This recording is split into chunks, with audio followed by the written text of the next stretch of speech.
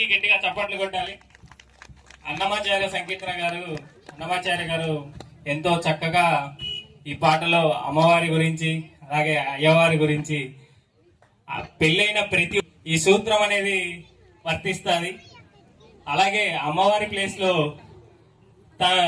పెళ్ళైన వాళ్ళు వాళ్ళ భార్యలను ఊహించుకోవచ్చు. అలాగే స్వామివారి ప్లేస్ లో భర్తని ఊహించుకోవచ్చు.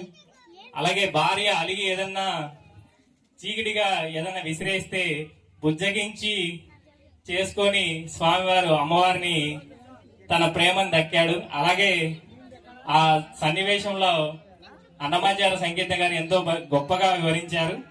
నాకు తెలిసిన గొప్ప నేను మీకు వివరించాను. దీంట్లో ఏదన్నా చిన్న తప్పులుంటే క్షమించండి.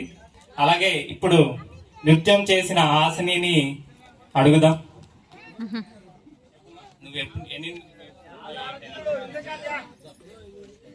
నేను డిగ్రీ చదువుతున్నాను. నా పేరు B Hasini.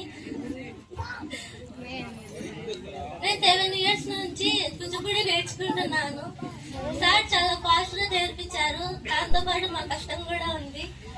Thank you sir.